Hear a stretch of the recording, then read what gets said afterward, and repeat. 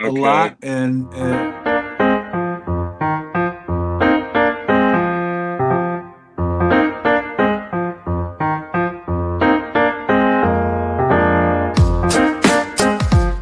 Hi, I'm Eric Sabri, your Wayne County Treasurer. If you're living in the home of a deceased family member and you're facing property tax foreclosure, the probate process can be helpful to you. If you file a probate petition and notify our office, the foreclosure proceedings will be halted during the probate process. Contact us at 313-224-5990 or email us at taxinfo@waynecounty.com. We're here to help.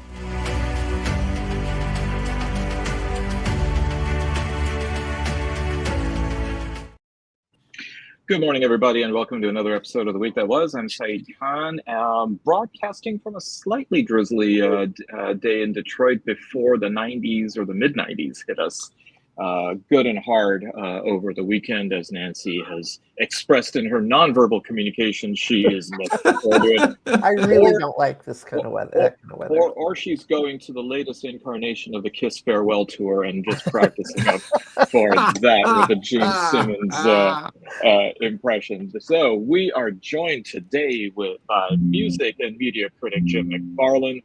We have, right now, one and a half of our troika of lawyers. We've got Joel Sklar. Steve Fishman's office is filling in for him.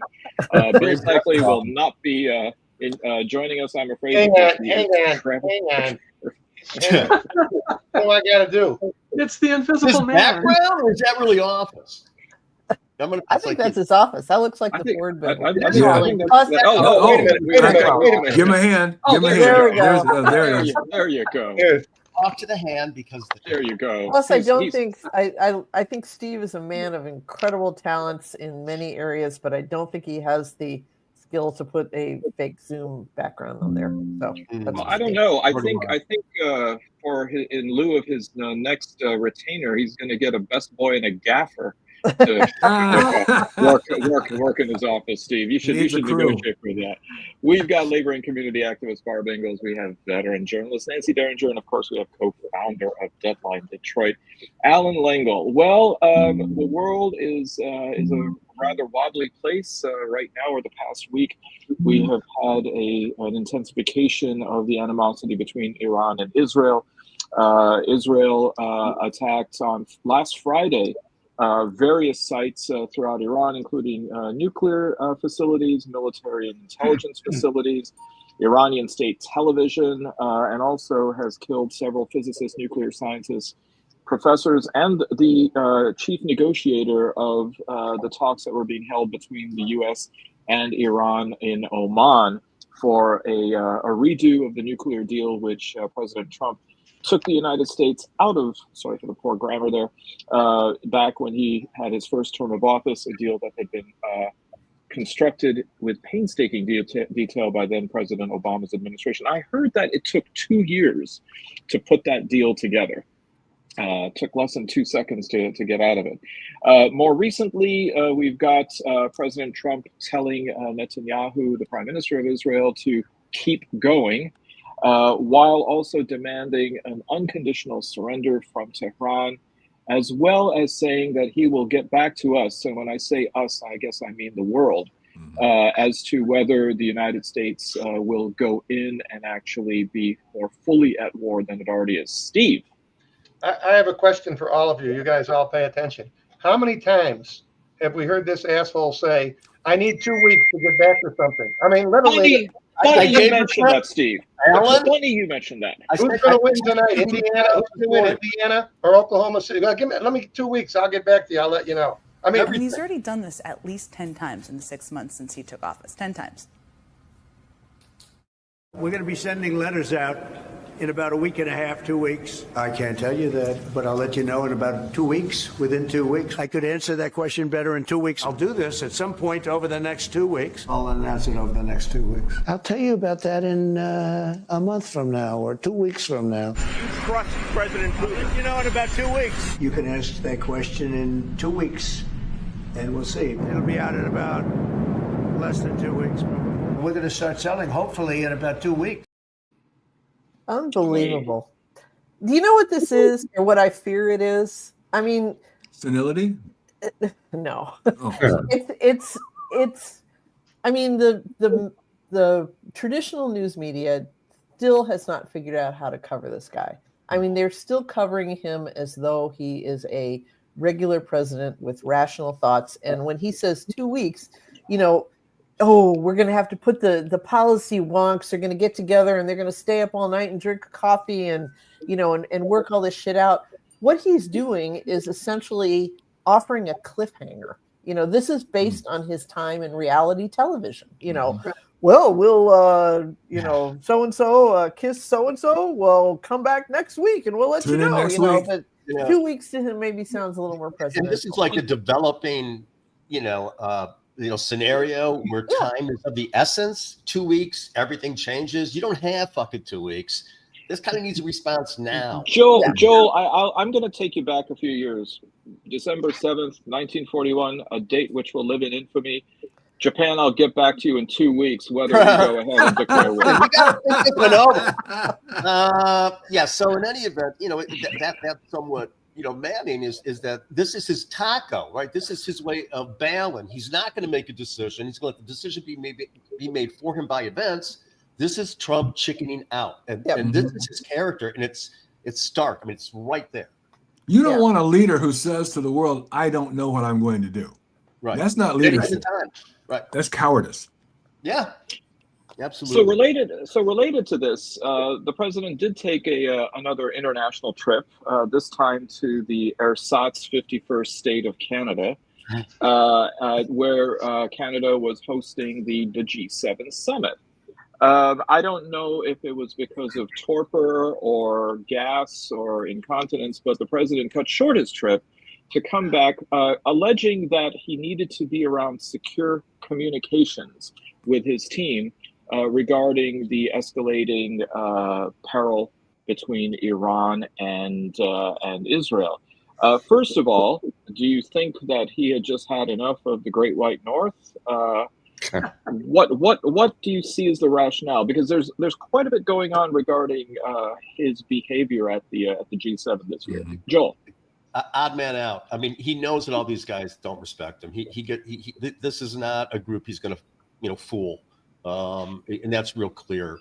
And so I think it's just his own insecurity that he doesn't really sit at the head of the table and nobody cares what he has to say because what he says doesn't really mean much. And I think he's split because of that. I think he's a baby. It wasn't his party. He's going home. And did he say he needed it? Like he didn't have a secure facility. No, he had to come back, I thought, for the Iran-Israel issue, and that's so we thought. Or whatever. But to be fair, Nancy, I think that Steve's flip phone is more reliable than the president's entire communications apparatus. The Air Force One travels with like an entire skiff on it. The secure, what do they call it? The skiff. It's called secure communication, something, information, whatever. Intelligence, Thank you. Yes, and so it is literally a flying White House. Anything you can do in the regular White House, you can do aboard or on Air Force One or with stuff that's carried on Air Force One. Do you think he has a button on board for a Diet Coke on demand there too? I'm sure he does. Right. Send me my 3 o'clock prostitute. That's fine. It's the same thing. Fish. These are people that are very careful, of course, about all their communications, which is why Hegseth and them invited Jeffrey Goldman to listen in on the plan to bomb somebody. Yeah, I mean, these people really know their stuff. You got to remember, they're not just like somebody like me who's got the fanciest, smartest people in the world. Jim, I don't know if you remember this, but in the back in his first term at a G7 summit, the president is barreling through, and literally pushes another world leader out of the way because chest fully expanded. I'm sorry. It was a Polish prime minister, I think. It was a Polish prime minister, thank you. And this time you've got this press conference with him and Prime Minister Carney of Canada. And when he starts prattling on about things, he gets cut off by the prime minister. So it looks like the level of tolerance for Trump has really waned. And maybe that's the reason that he picked up his toys and came back. Yes, he was bored and he was insulted, and you can't. These are his peers. This is not like the American public that he can tell anything to and get away with. These people know better. Right. And he is low man on that totem pole in many ways. So it was great to have Iran as a dodge to get home. Yeah, in his first term, the person who'd get dissed at those meetings was actually a different Trump. It was Ivanka. So, Steve. So it's not. Jim's right. He's trying to bogart the public. You guys know what bogart means, you young people. Right. Yes. Yeah. We all saw California. Thanks for the reference. Thanks, Steve. Push the guy off a little bit, So the thing, though, that's amazing is in this term, it's not just the public he can get away with this. It's all these people who are supposedly cabinet officials and people who work under him. And this is exactly what this guy likes. He doesn't want any dissent. He's your classic bully. He doesn't want anybody to say anything to him. And he's managed to surround himself with all of these people who have big positions, for God's sake. And they're no different. He doesn't talk to them, and they don't say anything. Marco Rubio, how can he look in the mirror and shave?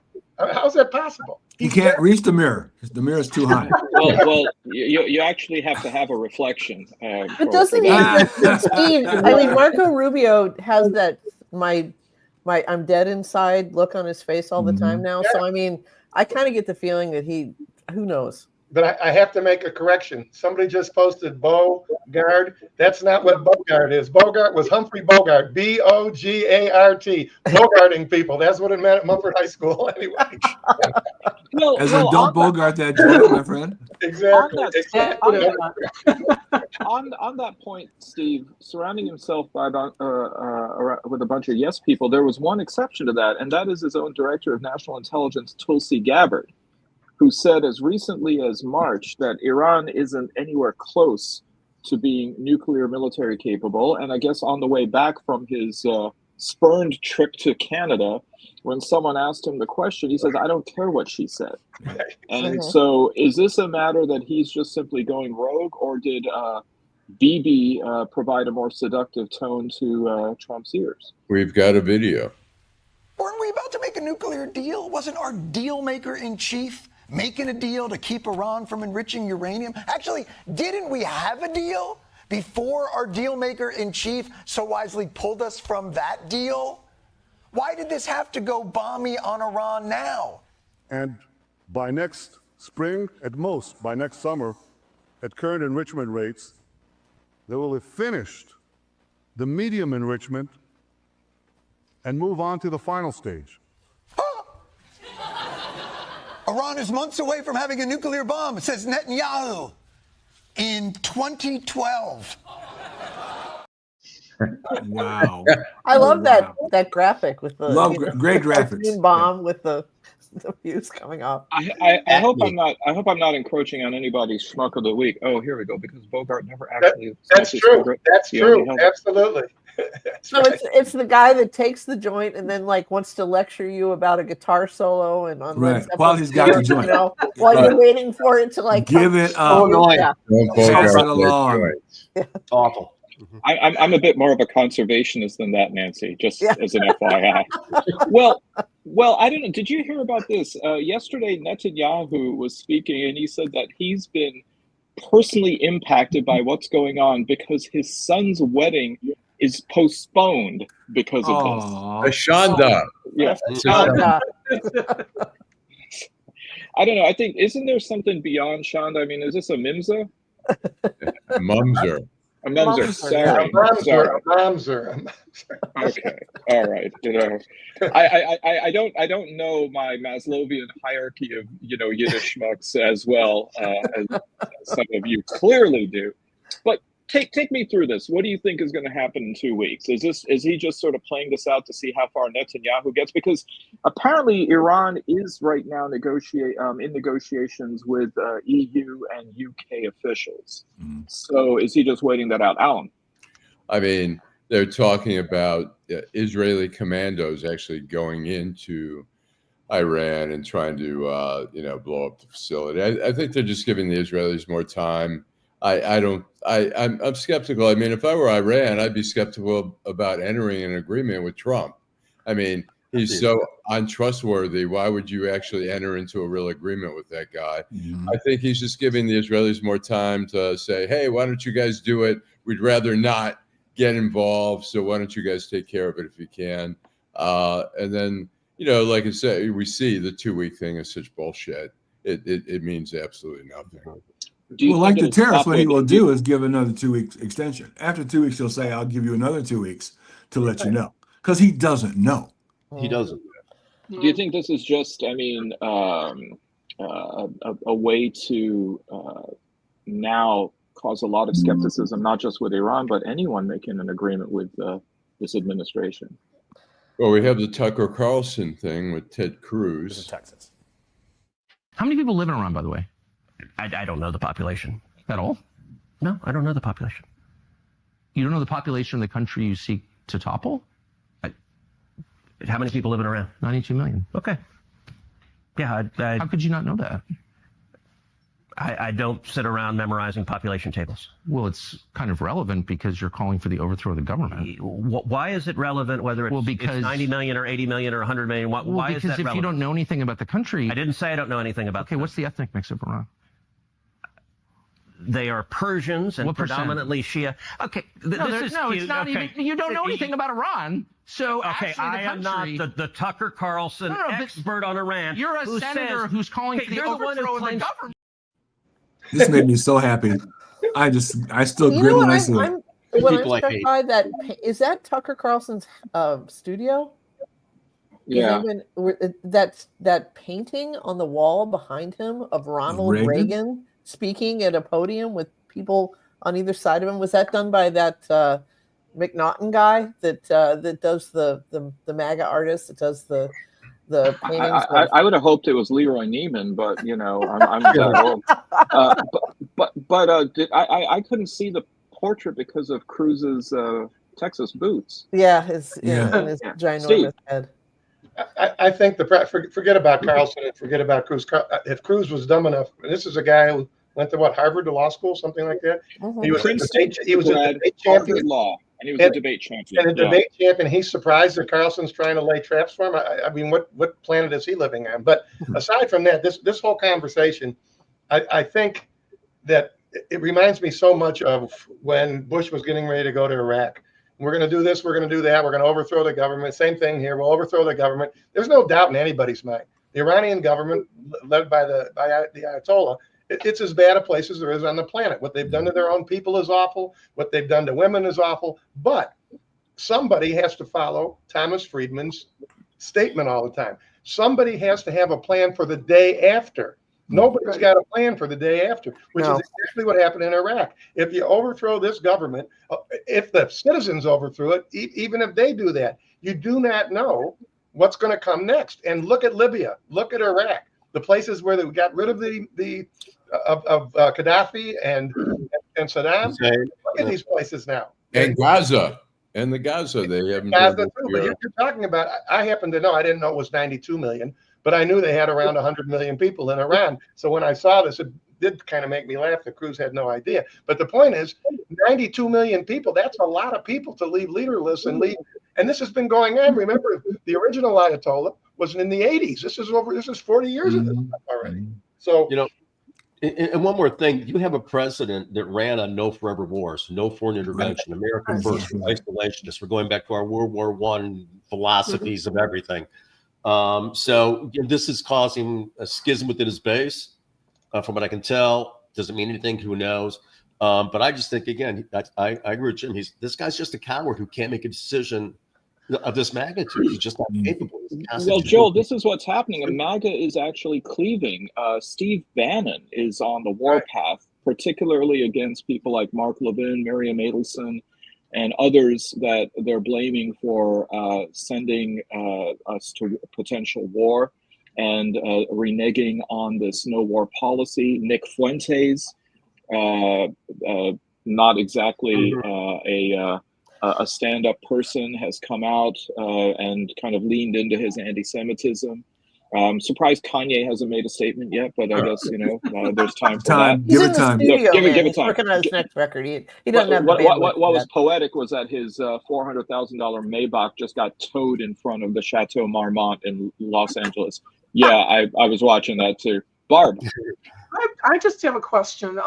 Watching the little bits of the G7, Mark Carney is a very impressive leader, I think, or maybe just in contrast to Donald Trump. Is it possible that these guys can step in with diplomacy and try to head this off? Because there's no good end to bombing Tehran, right?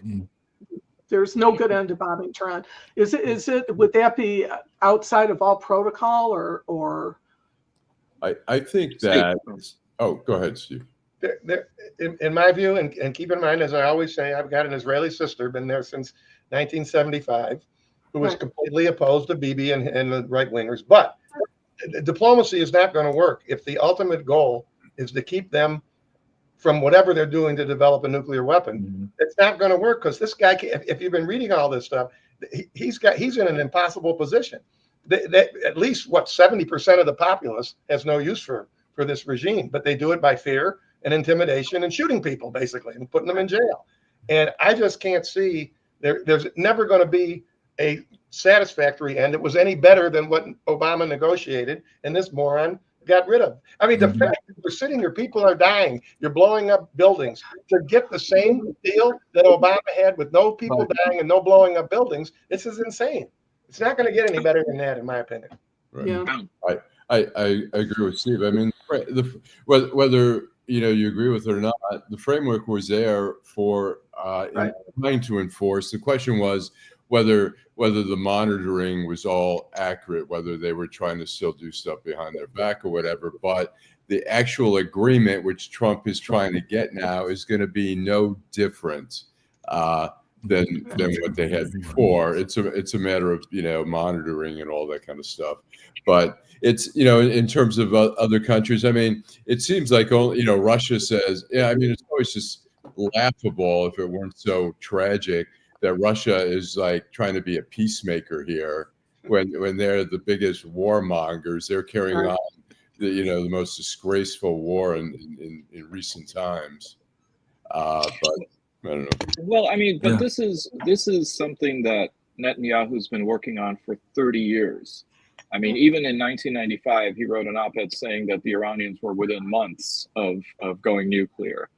And I think it's also important to remember that while the Obama deal was in place, the IAEA had certified that the Iranians were in full compliance and fully committed. It wasn't until the agreement was taken off the table by Trump that they said, all right, we're going to up our enrichment numbers. Steve. One other thing that it's really important for people to remember and to understand. That's true.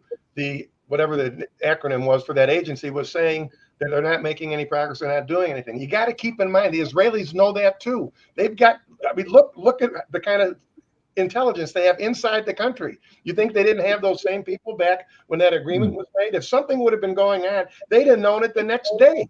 I mean, they were able to kill people that were sitting in their office, for God's sake.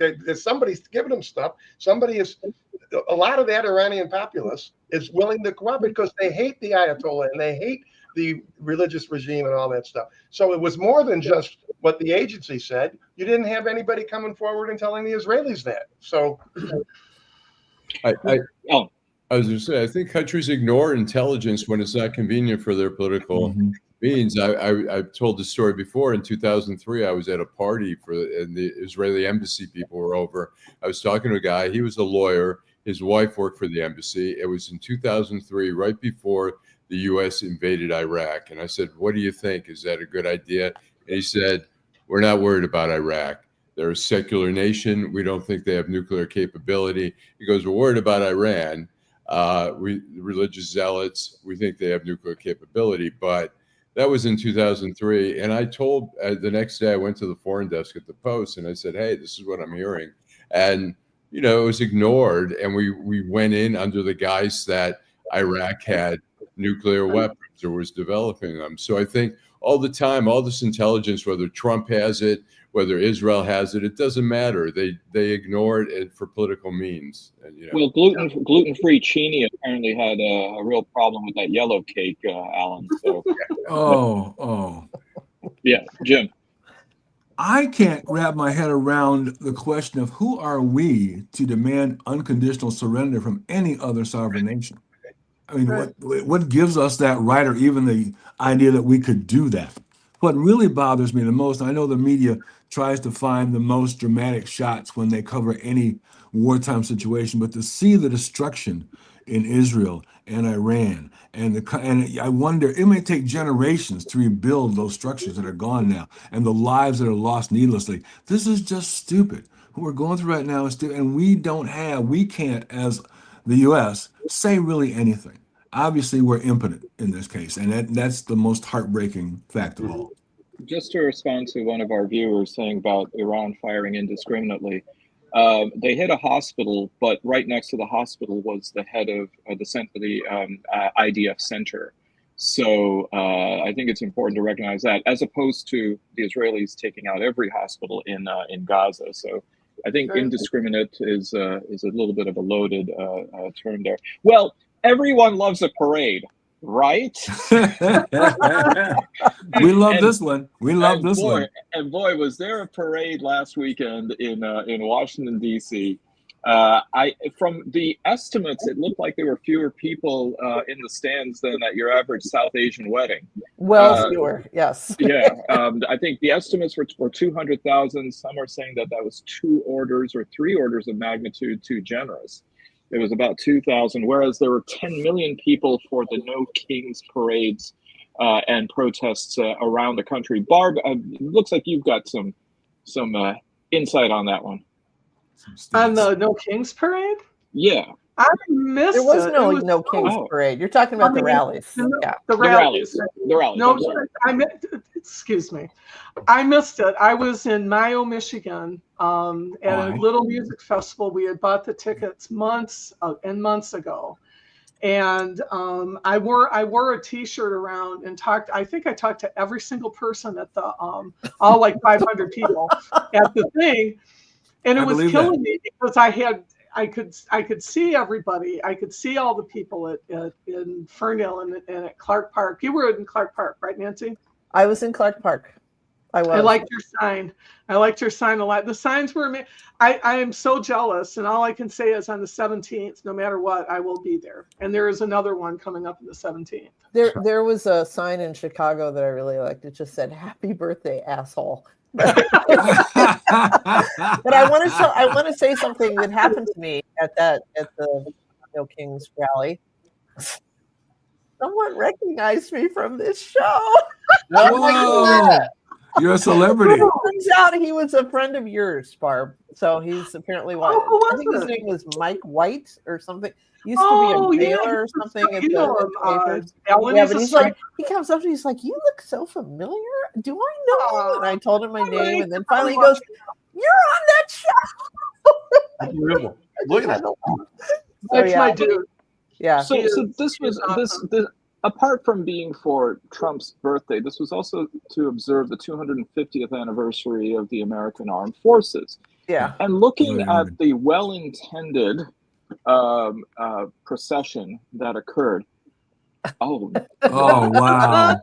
Oh, my goodness. That was in Milan, Michigan. Yeah. Someone took a lot of time. Yeah, really.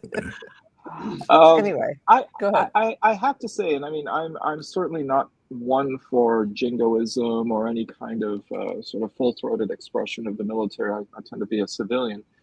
But I thought it was a real embarrassment to the armed forces, given what was going on. I mean, if you remember the movie Stripes, Bill Murray had better choreography for his group than you saw marching down Constitution Avenue or whatever it was. And that is a very good observation and that I think reflects well on us because, this is the reason. I mean, there wasn't a parade for the Army's 200th anniversary.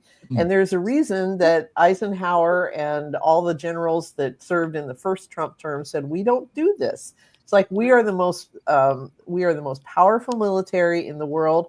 Leave that shit for the Russians and the North Koreans who know how to goose step, who know how to shine up their whatever, their brass and show out like that. It's just not something that Americans should do. We are a peace-loving nation. We don't need to flex our muscles in public.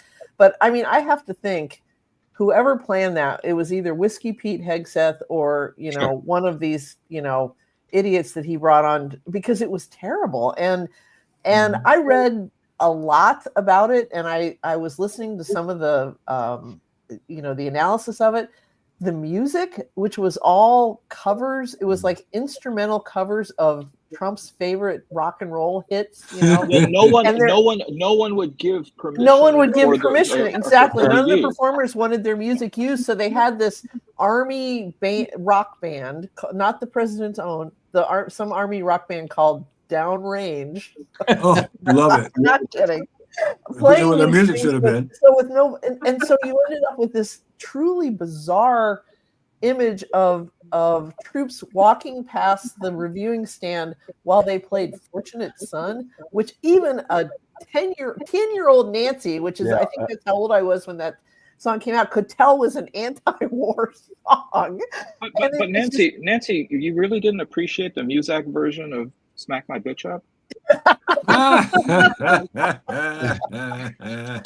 So anyway, I don't know. It was pathetic, and I think the pictures of, first of all, the first sex worker Melania was sitting there with her arms folded like going, I told you so, Donald. And she'd know a thing or two about a good parade out there in Slovenia.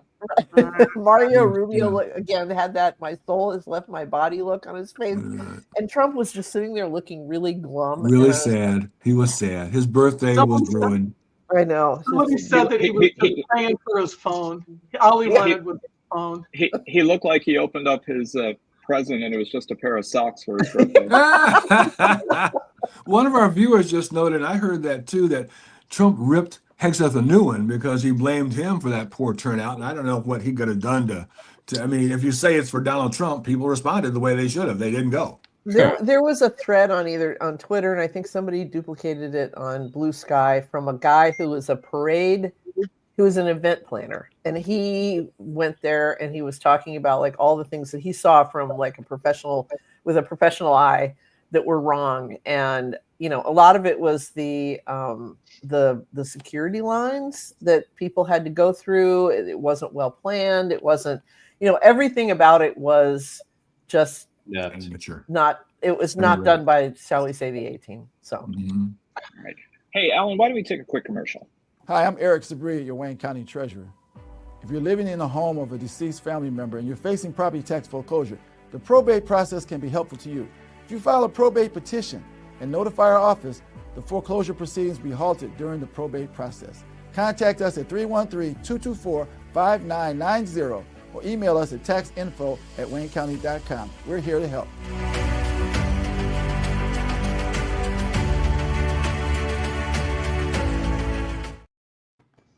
Steve, thank you for those lyrics. You're on a roll.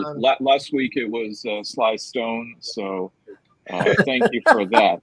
I think I should just before we move on, I just want to add that "Fortunate Son" was not only an anti-war song; it was a "Why do I have to fight and you, rich kid, doesn't have to fight?" And that was, if anything was aimed at Donald Trump, Cadet Bone Spurs, Solar Plexus, it was that song. So and when the band played "Hail to the Chief," Lord, they were pointing that cannon at you. Yeah, right, exactly. Or I'm sure they had unfettered access to Kid Rock's catalog. But why? Yeah. I don't know. I mean, playing Bob with a Bob, I guess, I don't know if that would really hit in the same way. Well, Minnesota, which always seemed to be a rather genteel state, really had some trauma last week. A suspect has been captured in the assassination attempt of two Minnesota Democratic Farmers League Party lawmakers.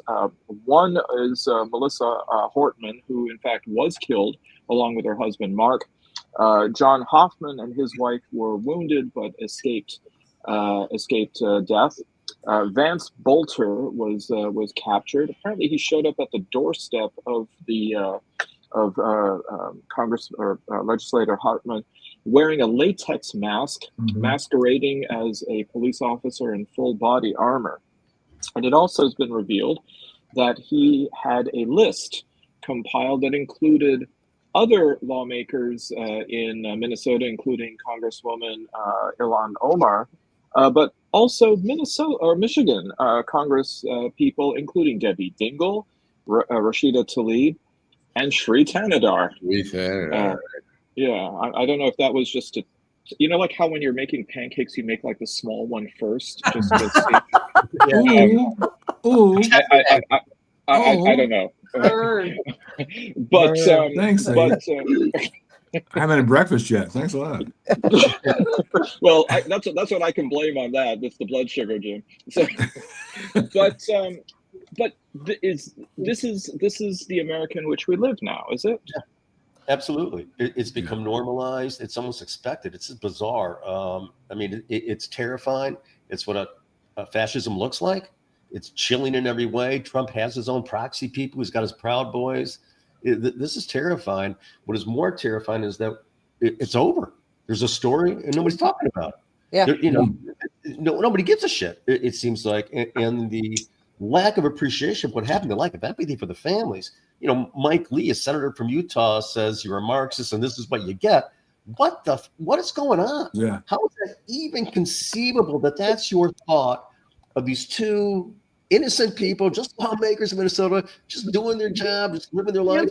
That's your response. You're encouraging this. You're giving cover to it. This is terrifying. And the fact that it's not still being discussed other than, well, here's who the guy is, that's even more terrifying. Well, Joel, that's why we're discussing it. And wasn't it Elon Musk who reflexively came out and said this was a leftist who was behind it? Yes.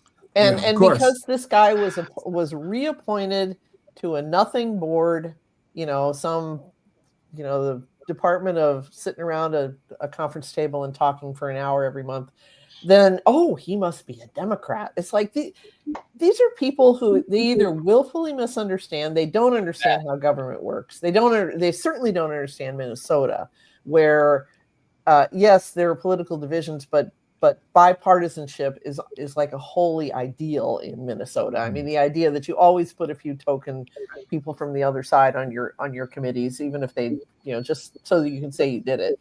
I mean, it is shameful and it's appalling. And when I was at the rally in Clark Park, the news was just getting out and people were, talking about it. It's terrifying.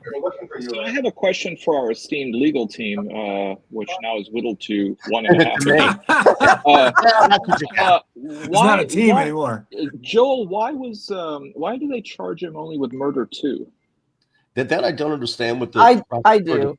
I think I heard something. It's under the Minnesota law. That is the only. They're going to add to that later. That's what they needed to charge him with to hold him immediately. Okay. It'll be upgraded to first degree. Got to be premeditated. This way, Trump can't pardon them. Trump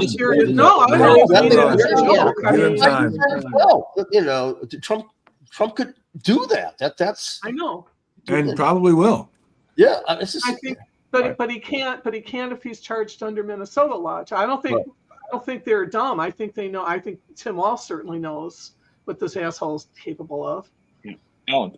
I was reading something where the guy was also upset that he thought America was turning on Israel, that the politicians were turning on Israel. And when I read that, I thought, hey, buddy, the Jews have enough problems. We don't need you to hate us more, Well, it's funny. Hey, Alan, at least you got somebody who's got your back. Try living in my shoes. I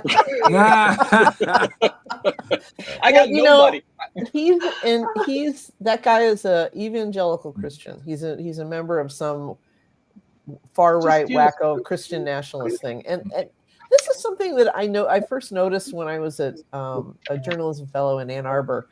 But living as I was in Indiana among kind of like the sweaty armpit evangelicals, there were a lot of very sophisticated Jews in Ann Arbor who did not realize that the evangelicals fervently support Israel because they see it as like the last step before the return of Jesus Christ. Not the rapture, Joel. It's not the rapture.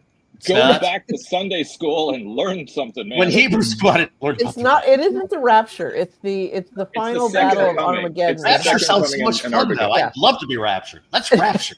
And there's actually a quote I read in a really good book about the Temple Mount by Gershom Gorenberg, and he said, and it was an evangelical preacher, and he said, the Jews think this play has 3 acts, but we know it has 4. And in the 4th act, of course, all the Jews are cast into the lake of fire. So, see you later, guys.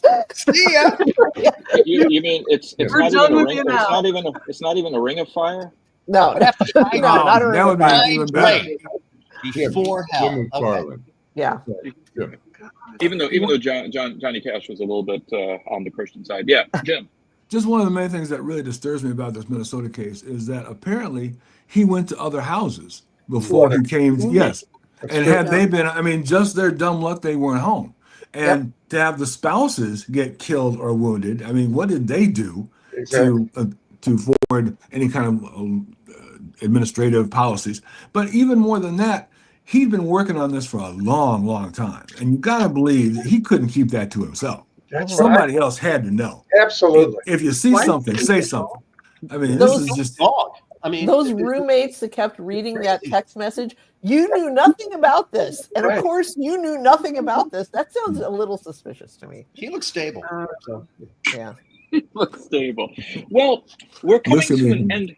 We're coming to the end of an era. It looks like the Detroit News and the Detroit Free Press are now going to part ways when it comes to their business ties by the end of the year. And I know, Barb and Allan, you probably have quite a bit of, and Jim, sorry, of history and experience on this. How do you feel about this this situation now that we no longer are going to have the joint agreement? Look, we were opposed to it at the time when it happened in 1989. They were, both papers were undercutting one another. They were selling full page ads that normally sold for $10,000-$15,000. They were selling for $3,000, hoping to run the other one out of business. They were both profitable, and so then they created this monopoly that they fucked up in so many different ways, including provoking a strike and a lot of other things that cut the circulation in half. So now I guess the question becomes, look, the Detroit News was owned by News Media Group. They own the Oakland Press. They own the Macomb Daily. They own the Royal Oak Tribune. And so the question is, are they going to be able to create sort of that?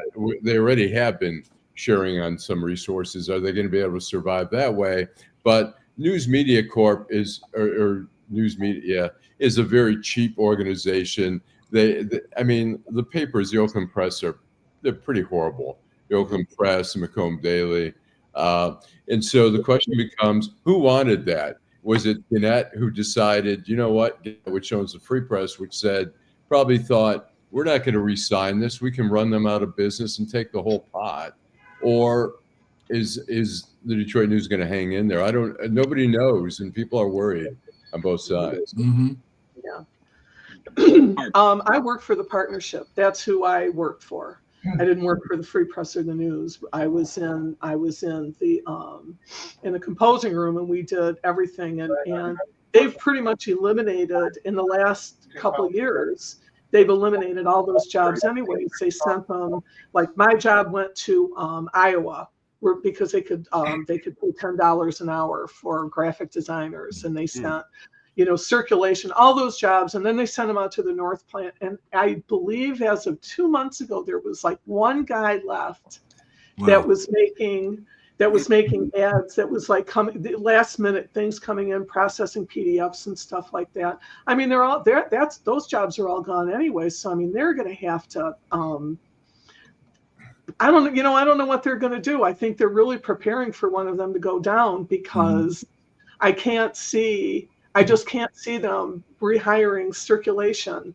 And, I mean, it's not just ours, but I mean, it's everything, and salespeople and all of that stuff. I think I got hired in 94, and they were talking about replacing the JOA then. And this was like right before the strike. They started but they had a 100-year deal that they had to stick to. And so it was just a matter of everything getting whittled away. And then, they're distracted by their stupid strike and, and all these things. But I mean, you could see it around you. That whole back of the news building after they moved the Free Press in was empty. And that was a 24/7 setup. And there was a cafeteria, if you guys remember, in the news building that was there constantly, but they just didn't seem to want to put out a paper at all anymore. They took the word paper out of the name of the company.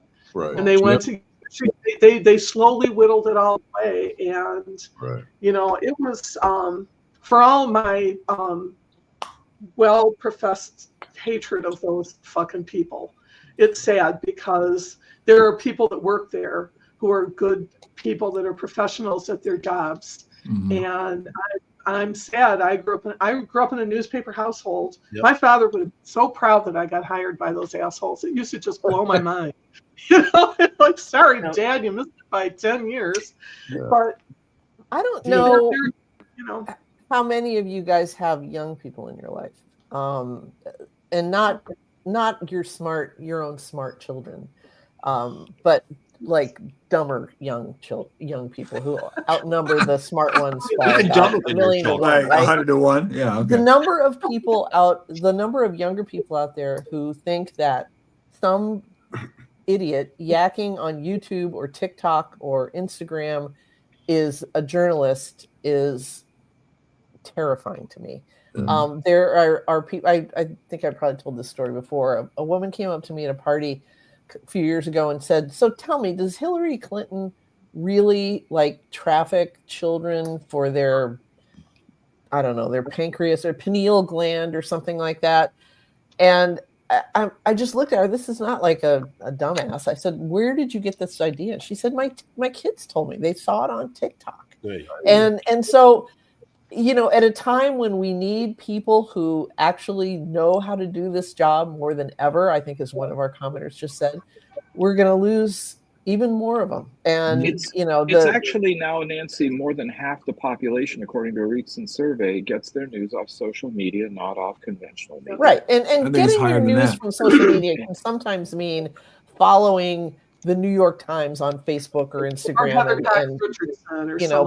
more often, I think, particularly for kids, younger people. Well, our concern on college campuses now is that and this is in ranking order, the top two sources for information for students are social media and ChatGPT, and then somewhere down there come faculty and books. Alan. We have a great segue for all this. An ongoing effort to educate. We went out on the street to ask white people to explain Juneteenth. What is Juneteenth? June 16th? Juneteenth. What's that? It's a holiday. Have you heard of it? Never heard of it. What is Juneteenth? I have no earthly idea. June what? Juneteenth. Teeth? What is Juneteenth? What did I eat? I just had myself a cheeseburger. Is it like holidays like Valentine's and Christmas and stuff? You've never heard of it? I've heard about it, and I would really love to do it. Juneteenth for me is celebrating teens in June, so yeah. Oh my God. See, to be fair, that's Hollywood Boulevard. It's not exactly the processional to get you into the Oxford Student Union. And that girl, the first girl, has such pretty breasts in that little white crop top. She's going to be just fine. Don't worry about it. She'll be fine. My nieces and nephews grew up seeing Bob and I get dragged away and arrested on the news. So those kids, kids tell their kids. I have to say, we have a fairly well-informed family.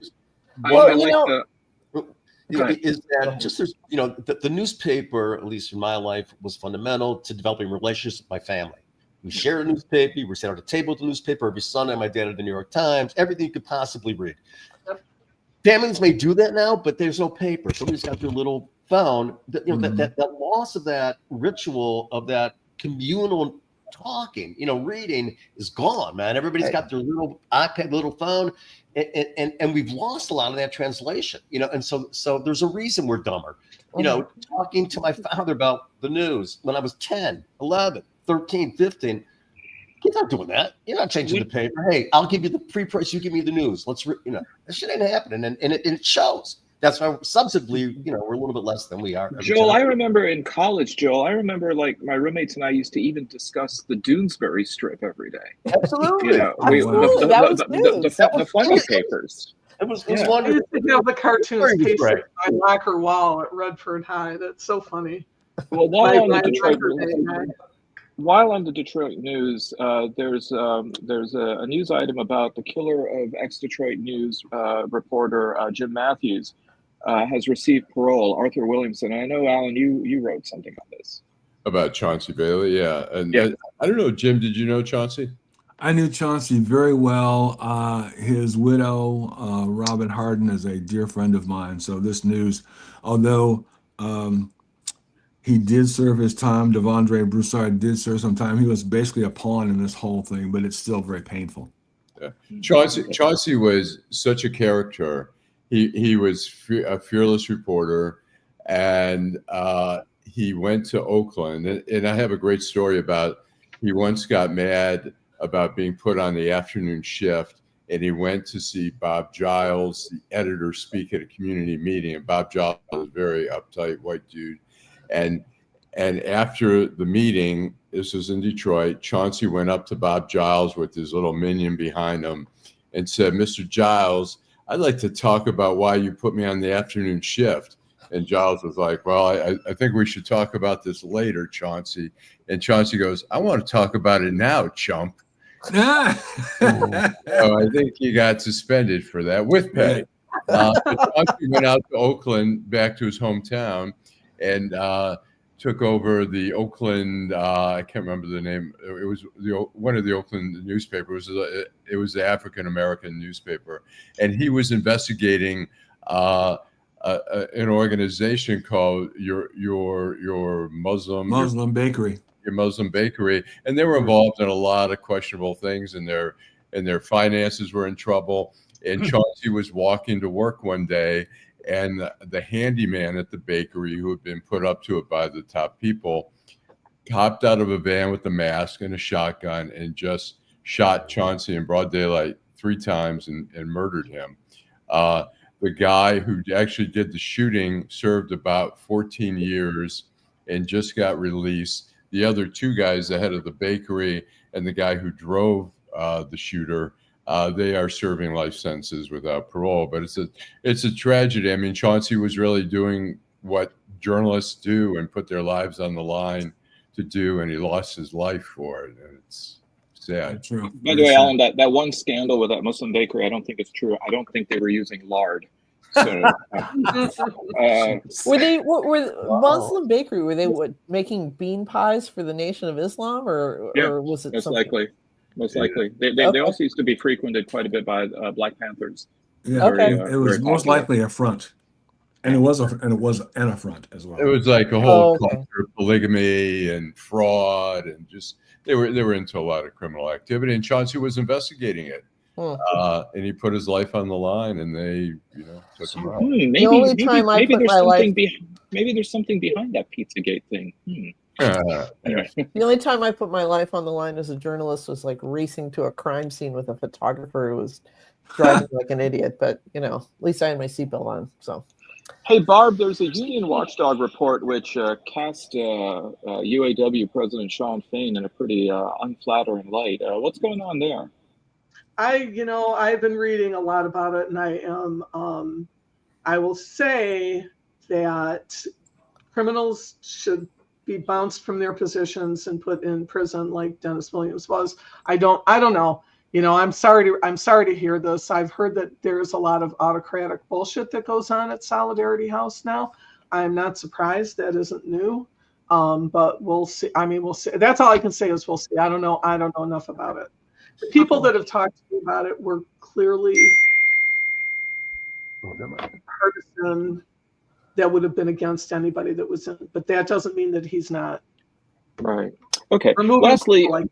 Sorry, that's not much, but lastly, we had a debate among Detroit mayoral candidates, exchanging both views and barbs. And Allan, I think you got a brief clip on that one. I do. Thank you for being here tonight.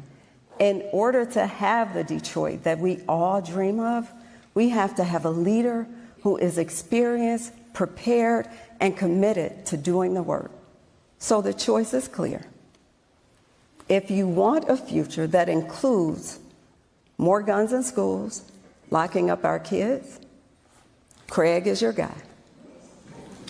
If you want a part-time mayor who's working 2 full-time jobs, Kinlock is ready.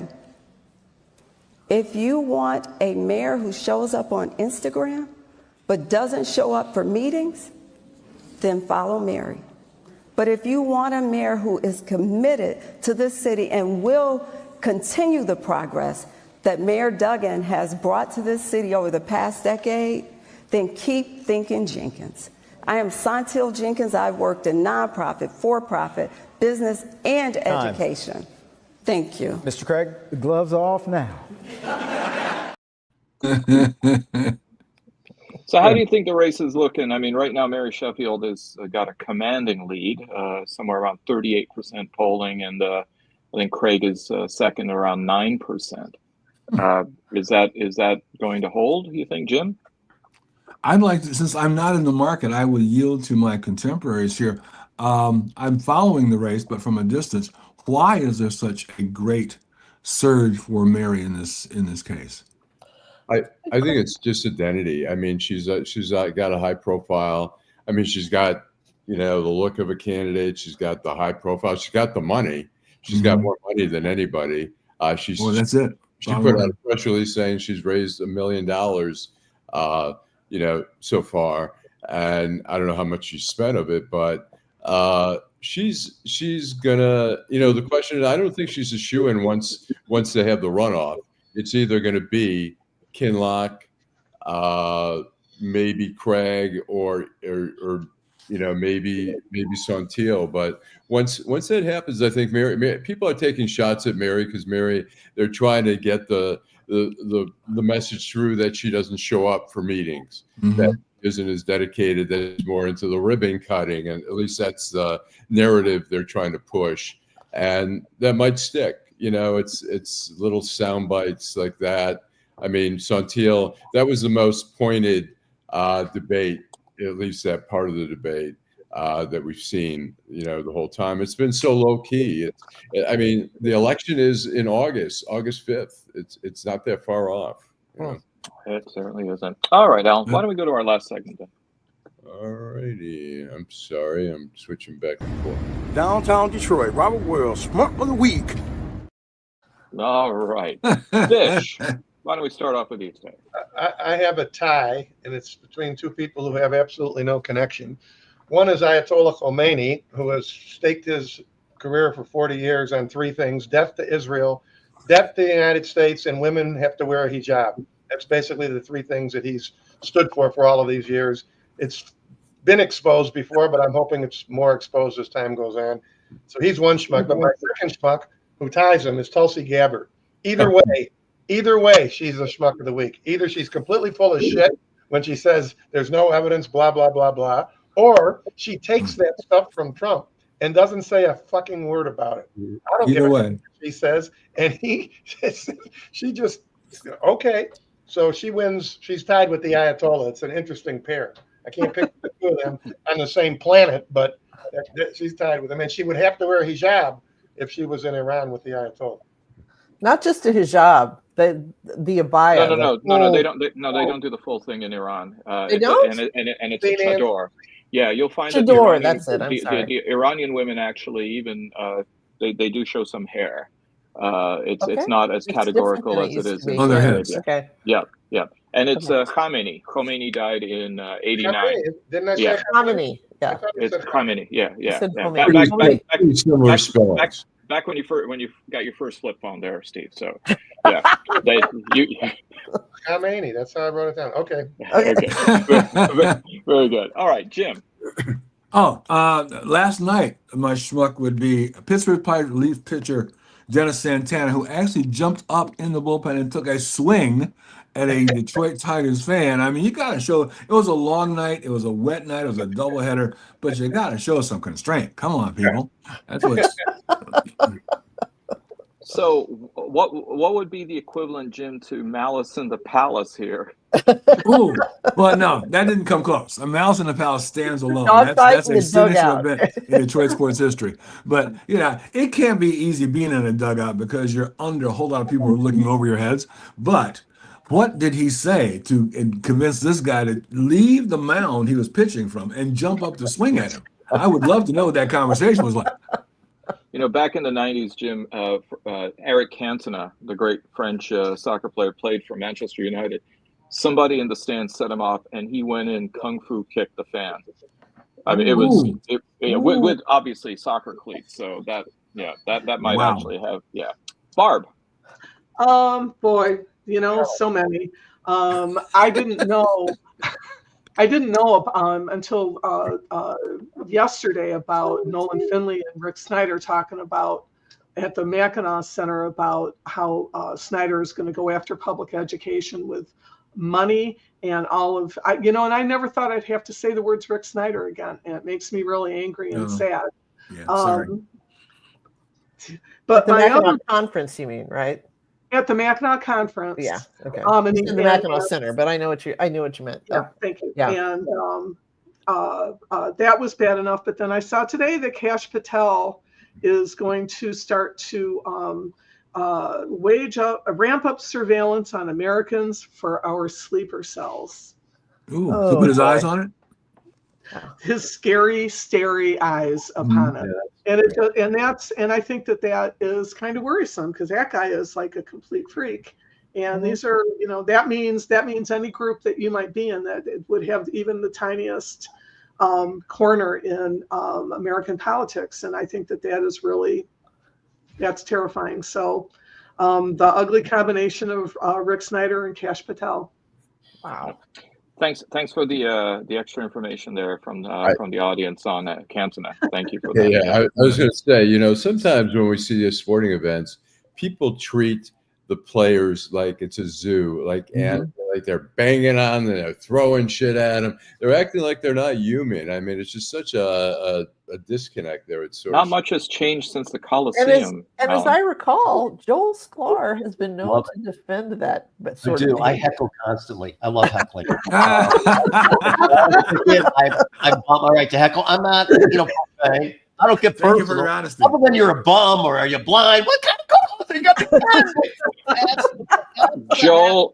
Joel, open invitation for you. You're gonna have to come with me to England, and we're gonna have to go to a cricket match. and I will set the stopwatch to see how I'm gonna leave after the day's over by myself. Sounds like punishment. Love after you are to bang the glass.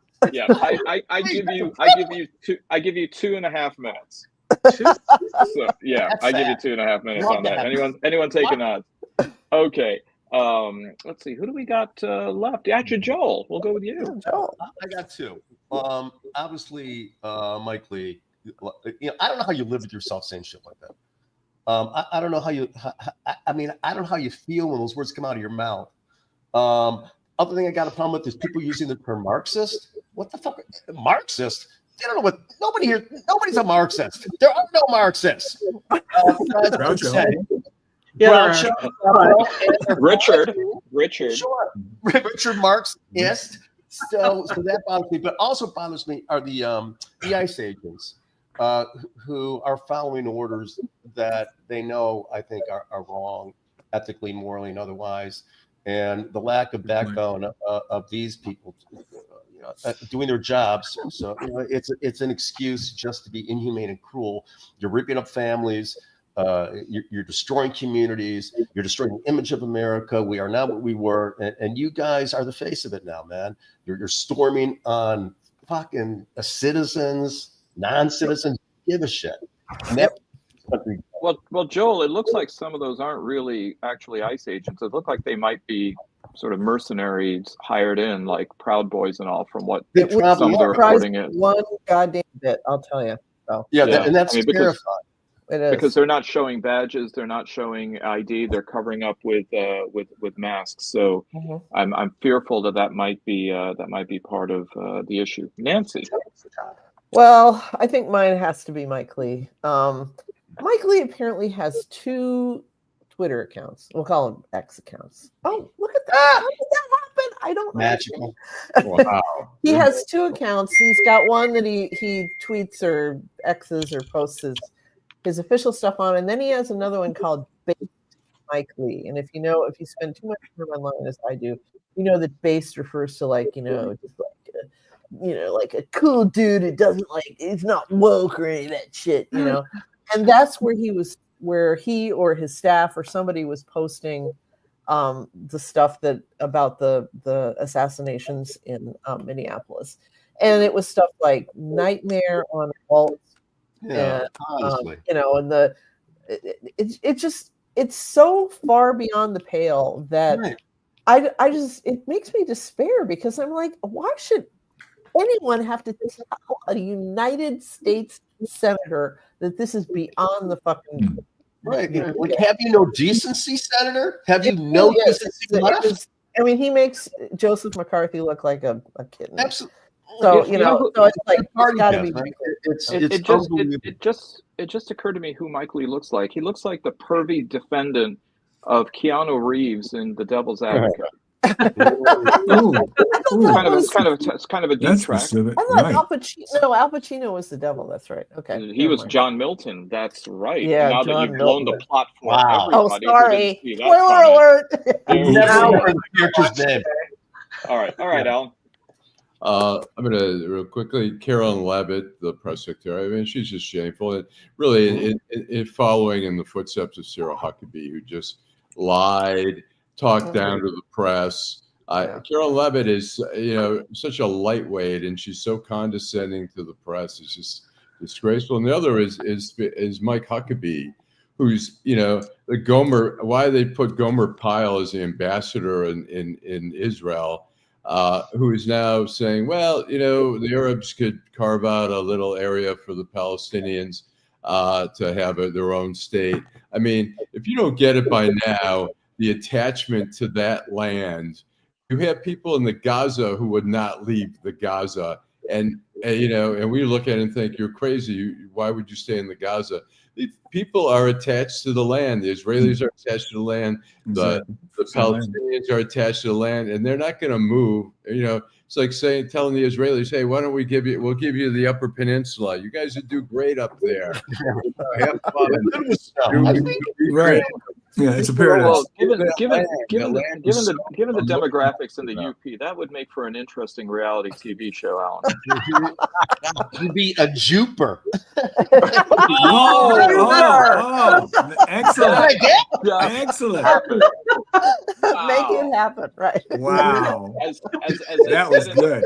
As they said in the 1984 version of Dune, Joel, the sleeper has awakened. Thank you. Do you think you could get a minion in anywhere in the Upper Peninsula? Maybe Marquette, but that's about it. Yeah. Maybe. I don't know if you can. Maybe Marquette. Marquette might have something. I don't even know if you can get a Dominion up there. So, okay, I've got 3 quick ones. One is Florida Republican Congressman Randy Fine, who calls himself the Hebrew Hammer, which I believe there was a movie called that. So, who apparently. Hank Greenberg was called the Hebrew Hammer. He's the Hebrew Hammer. Yeah. So an old social media quote of his, or tweet, said, quote, "There was a reason the first time I shook Netanyahu's hand, I did not wash it until I could touch the heads of my children." There is a level of fallacial sycophancy there that I don't think has been experienced or witnessed. Fallacial? Is that an actual word? If it's not, it should be. So there you go. It is fallacial sycophancy. Yes.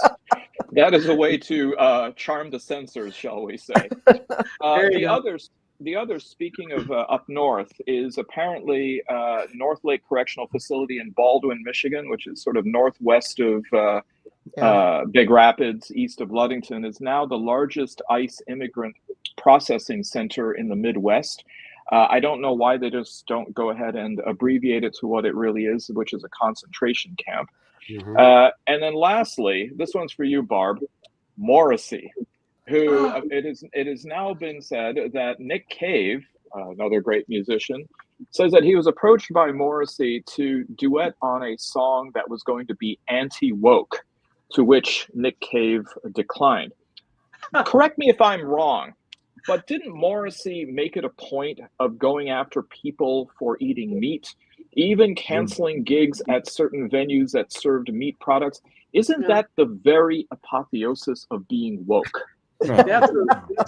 Anyway, so Mazur, for many reasons, but this one, your hypocrisy, you're my schmuck of the week, along with the ICE decision to then make a concentration camp in Michigan. And they would pick one of the poorest counties in the Lower Peninsula to do that. You know, Lake County is you know, it's on it. That's where they need jobs, and they're going to find people who will do that work. And it's I remember the good old days when racists like Pete Hoekstra said, no, we don't want Syrian refugees in Michigan because they're going to be a problem. But hey, here you go. All right. Well, thank you for another great news roundup of the week that was.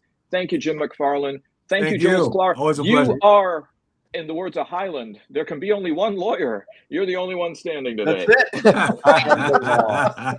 Thank you, Barb Ingalls. Thank you, Nancy Derringer. And thank you, and with the last word, always, Allan Lengel. Drive home safely. Drive home and stay cool this weekend, folks. It's going to be a scorcher.